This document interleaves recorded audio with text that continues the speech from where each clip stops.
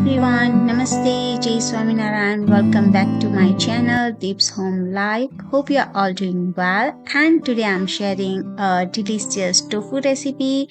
This is very simple, basic, and trust me, it was yummy. So give it a try, and yeah, that's it. And watch the rest of the whole video. It's very basic, simple recipe. I use here the mushroom, any mushroom, whatever you have, and broccoli, some carrots, and tofu. And I enjoy this with rice.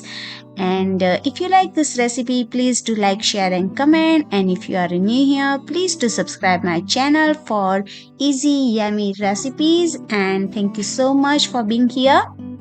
And yeah, let me know where you're watching from, and say hi in a comment. Yeah, that's it for today. And